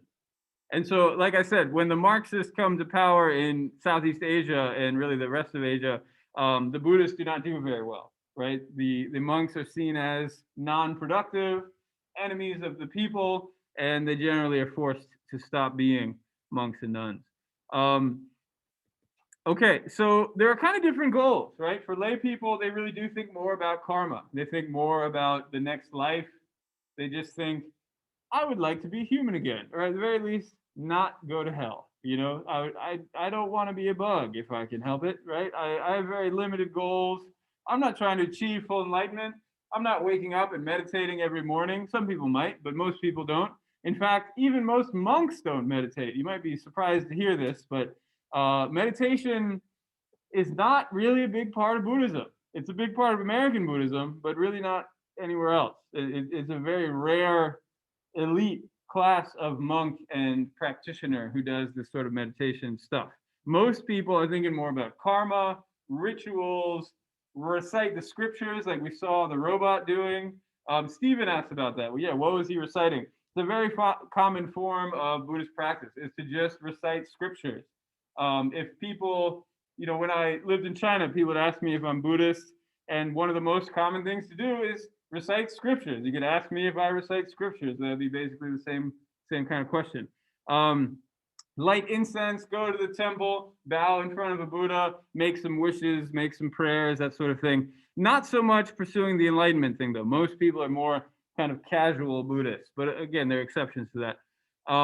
So anyways, as Buddhism kind of expands, become a bit more universal, there needs to be this space for all different kinds of people, right? And Buddhism adapts. And one kind of person that we haven't really talked very much about is women. And so this story, Gautami's story, is all about women. So who is this woman here? The Buddha's mother dies when he's young, right? Maybe you guys remember that from the story. And we didn't learn too much about her. She's mentioned, but she's not a major character. She is the one who raised him. Her name is Gautami. Her full name is Mahapajapati Gautami. You don't have to worry about the first part. You can just call her Gautami. She's the aunt and foster mother of Siddhartha, right, of the young prince. I believe she is his father's sister, so she's like part of the royal family. I think I told you this is not in Sanskrit, it's in Pali. You don't have to worry about that. And she's the first Buddhist nun. So there's a really weird relationship. There's a very weird story that is not part of the story we read, where she has to basically beg her nephew, the Buddha, to really her, adopted son, to allow her to be a nun. And at first he rejects her. He says, no, you can't be a nun. And she asks him multiple times and even gets Ananda, the other disciple we talked about, to intercede. And the Buddha finally says, okay, fine, but it's going to cause problems for Buddhism in the end. That's one version of the story. And so if anybody is starting to get angry, I can understand why. It's sort of a gross story. But that being said, the story we read for today, here's her telling of it. The great Buddha made women nuns only at my beseeching. So if you love me, be like me and follow after him. There's this refrain where Gautami says over and over again, she wants people like her. If she is this model practitioner, she wants people like her to follow after the Buddha. And so that is one message we can take away from this story, is that she wants women practitioners, right? So as this becomes a universal religion, women Buddhists to follow after her and respect the Buddha. Even though she raised him, she still respects him.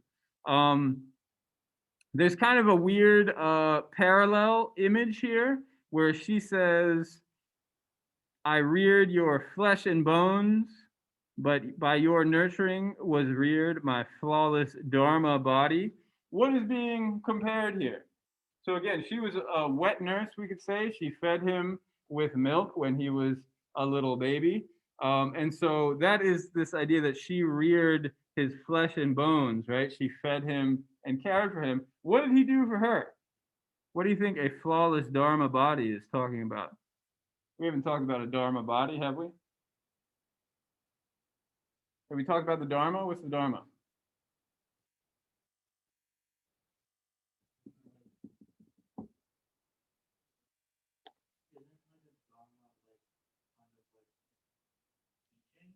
Teaching, yeah. Buddha Dharma Sangha, right there, right? Buddhist teachings. And so a Dharma body is almost like a body that has been formed by the teachings, right? Maybe we all have these corrupted bodies that are stinky and going to rot one day or something like that. But a Dharma body is pretty close to something almost like, I don't know, a transcendent body, almost like a soul or something is creeping back into the conversation. Okay, that's just a little taste of what their relationship is like. I'm going to turn things back to you now. We have 25 minutes left. Actually, no, we have 30 minutes left. Do you want to watch another video? We like videos, right? All right, let's watch another video. I want you to think, though, misogyny. You can probably tell I'm bringing up a lot of misogynistic tendencies in Buddhism. We can think about the Buddha's mother, Queen Maya. We can think about Mara's daughters. Remember them? We can think about Gautami. And I want you to think, is Buddhism misogynistic? Is it prejudice against women? That's what misogyny means. Put it in the chat. You never seen that word. It just means prejudice against women. Is Buddhism prejudice against women? Here's a real life monk, or sorry, real life nun, that we can meet. Let's see, that is up to my. So this is like a travel video advertisement. So it's not very well done. It's in Tibet. Do you guys know where Tibet is? We talked about Tibet before, didn't we? So does anybody know what this is? Maybe the single most famous building in Tibet. It's pretty majestic, right? It's enormous, sitting up on top of the hill. It's called the Potala Palace. I have been there. I used to live in Lhasa, actually. Live is an overstatement. I studied in Lhasa for a few months. But yeah, this is a pretty amazing place. You know, you can see these are stairs, right? It's like way up there on the mountain. This is an enormous, enormous place. Let's check it out. Let's meet a nice nun. This guy's like a tour guide.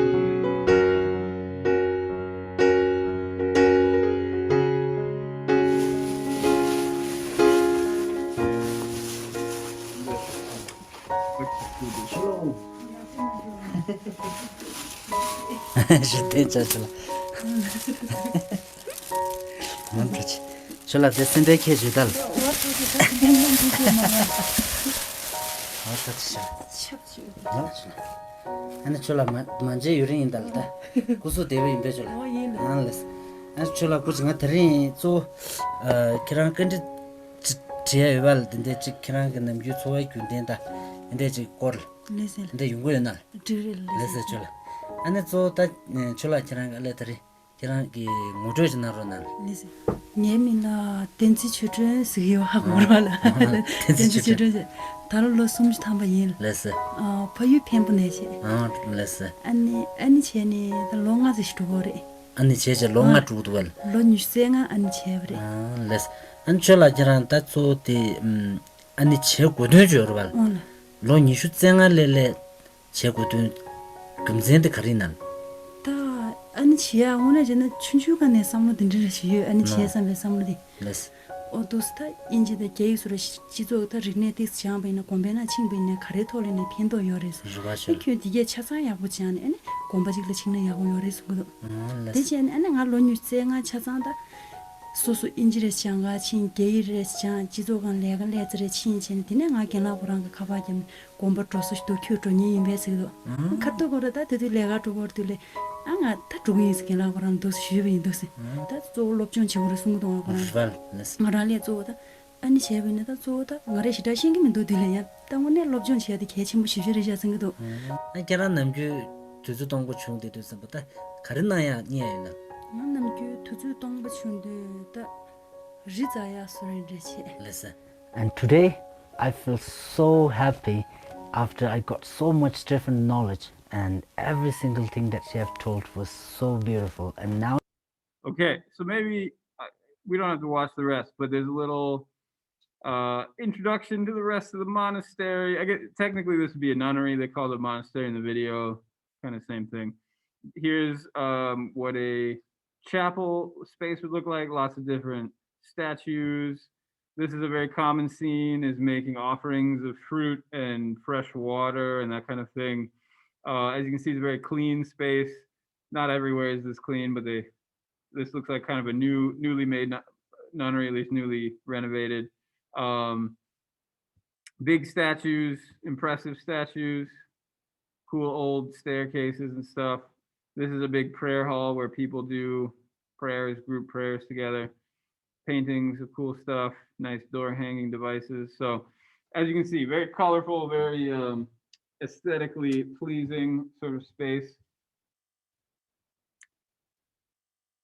And that's about it. Oh yeah, this is sort of a cute scene. She gives a katak to the tour guide guy, which is sort of like a parting gift, a way to give somebody a blessing. Yeah, represents good luck and long life, is what they said there. So anyways, as you can tell, he's having a good time there. So I gave you a lot of fodder to think about misogyny in Buddhism, but I also hopefully gave you a little space to think about other sides of Buddhism too. So I know there's only a little time left, but this will be less painful than hearing me continue to drone on and on, right? So I'm going to give you 5 minutes to talk to each other. Are you guys ready to talk? I know. All right, so what do we think? Yay or nay? Misogyny or not misogyny? Ciara? I feel that I don't think that it's like necessarily that Buddhist people are misogynistic, but I do think that in different misogynistic conditions, that I think that they differ every religion.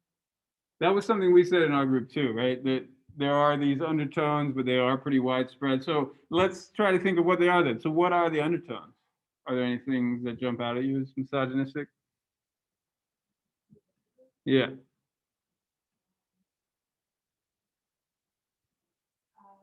guess like, and also, the recognizing of Christianity as well, kind of like how they need to like follow the manner, like also like ask for permission to do certain people with Yeah.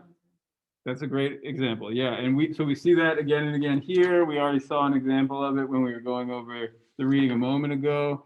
This question of who leads and who follows, right? Who is kind of setting the rules and who is participating in them. Do we see echoes of that in secular society now?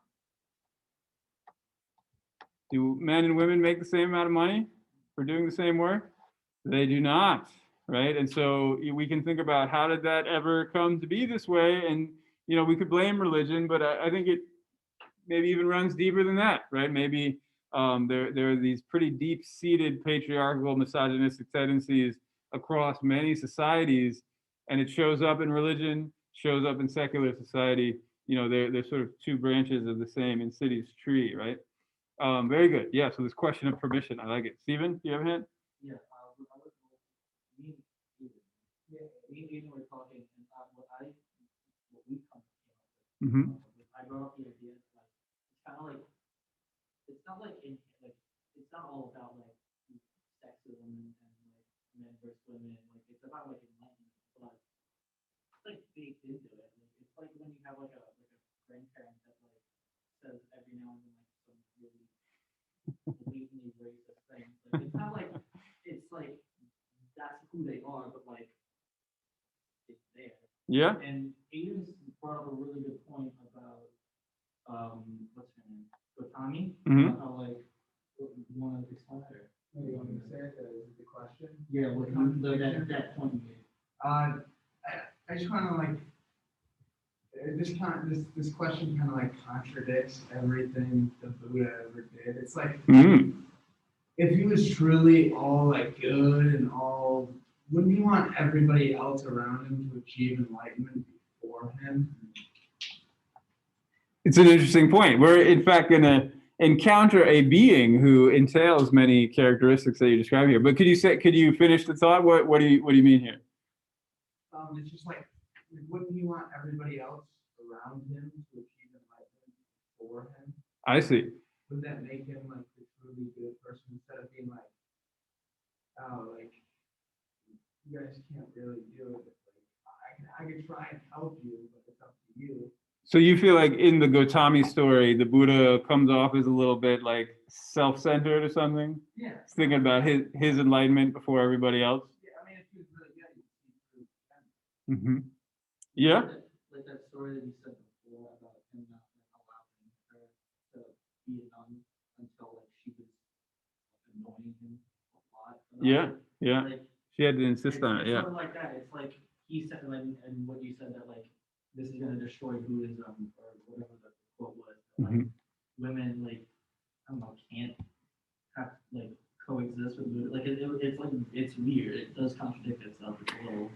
So this isn't from the reading. I pulled this from a website, but 3 times she approached the Buddha and asked him to ordain her into the Sangha. What's the Sangha? Review sheet? It's the monks and nuns. Yeah, the Buddhist order, right? So she wanted to join the team, and each time the Buddha refused, giving no reason at all. Now, one thing some people say, this is kind of an apologist point of view. I don't know if you know that term. I'll put it in the chat. Oh, we got some action in the chat. Apologist would be to say, well, this is like a later story. It's probably just written by some dude or something like that. But a lot of people tell this story, right? So it's not just some some rogue guy who wrote it. And yeah, Ananda, again, who's his cousin, basically asks the Buddha, he's like, are women not capable of achieving enlightenment? He's like, yes, they are. If that's so, why can't they become nuns? He says, well, they have to accept these extra special rules, and they give extra special rules to the women. So they have to do these special rules where we don't have to go through all of them, but basically they accept a lower position. It really comes back to Ciara's point about leading and following, hierarchy, who is higher, who is lower. And in this case, even a low-level monk is higher than a high-level nun, right? And so there's a very clear pecking order where women are at the bottom of it. Now, again, it doesn't mean they don't exist, right? Here's some nice nuns. They look like they're having a good time. They're in Malaysia, so there are different orders of nuns all over the world.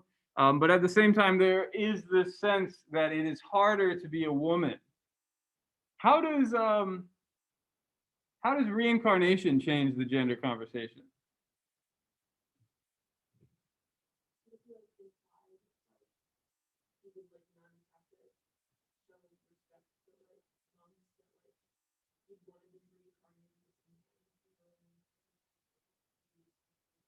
And we saw that a little bit here. I don't know if I'll be able to find it very quickly, but there are some lines basically about how being born as a woman is seen as sort of worse than being a man.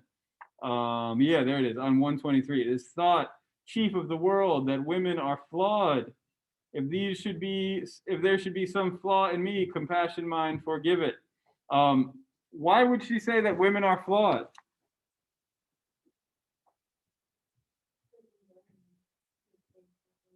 She's been brainwashed into thinking that women are worse than men.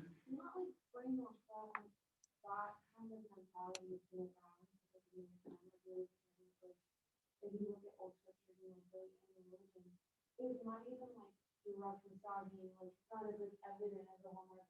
He's born to massage and like has no pain in childbirth. Right.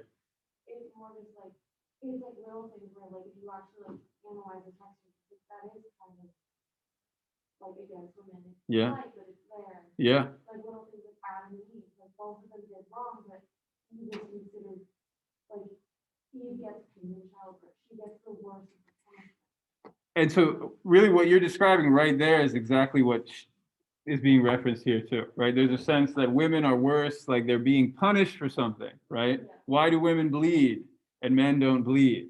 They must have done something bad, right? It must go back to that original sin. It must be their fault somehow, right? With karma, for example, they must have done something bad. Otherwise they wouldn't be a woman. And in some ways, reincarnation, in some ways it equalizes in the sense that I used to be a woman, you all used to be women, you all used to be men, we all used to be everything, right? Because you have multiple lives.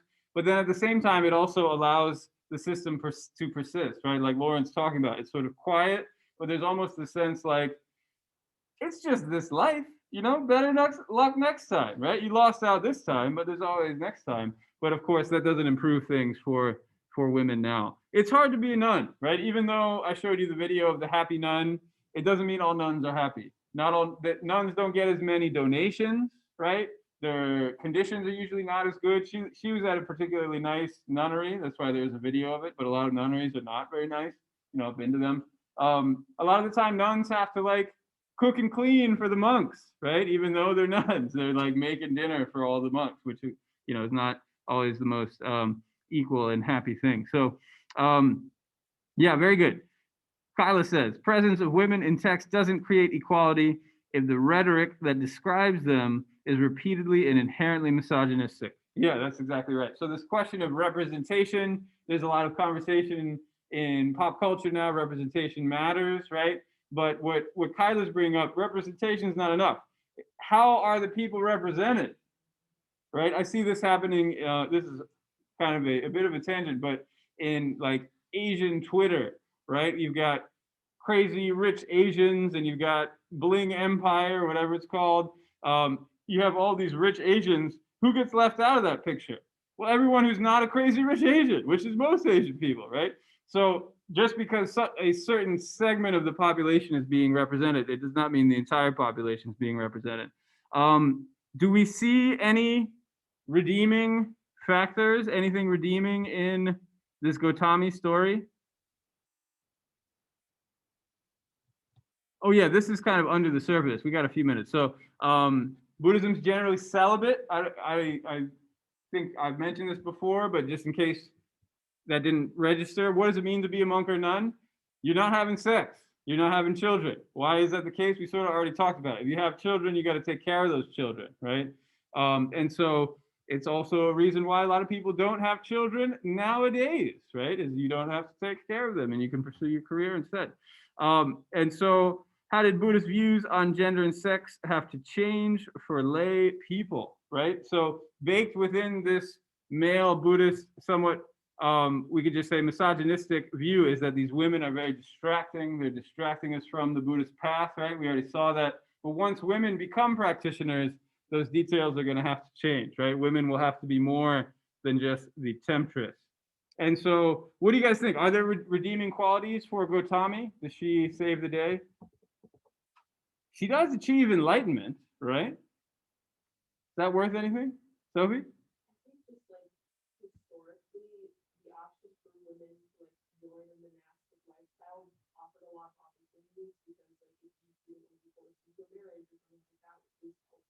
Reality for a lot of women.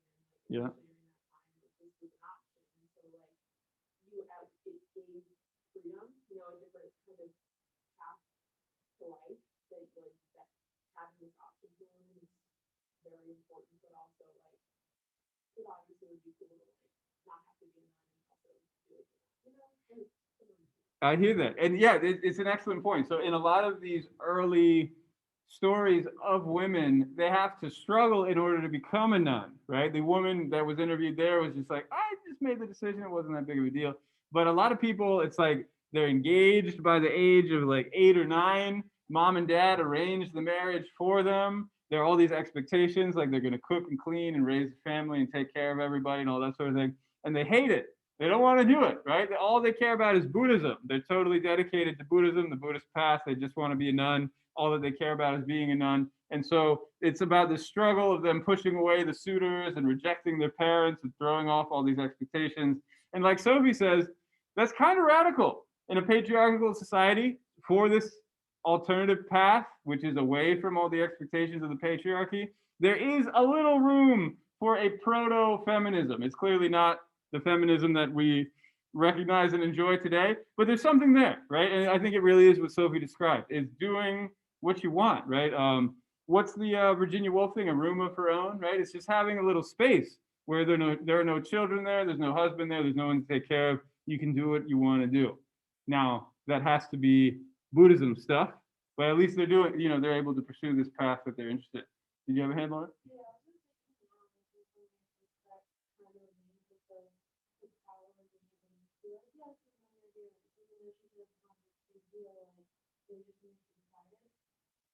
Like even now, like it's like they talk to people who are have considered advocating and stuff. They have like a million questions for them. Like, are you sure? Because I think the women like, are you sure you don't want to take one day? And it's like, with a man, I'm not sure they would get the same question. They would probably Yeah. be like, okay, are you sure you want to commit to like what the lifestyle is like? Not so much like, so you won't be able to stay, but it's just like it's almost like an expectation down for women. I think it is. I think it is for sure. Yeah. And, you know, in many ways, those are the two choices, right? Is to go and have kids or to pursue some other interest, in this case, being a nun. And the fact that she raised this kid is, you know, again, it kind of turns things on their heads and it begs the question, what does it mean to raise somebody? We are out of time. It's late. It's 9:35, right on the dot. So let's call it a night. Good job, everybody. I know the second round conversation was hard, but you were all there and having spirited conversation. So I appreciate you. Let's shut down the recording.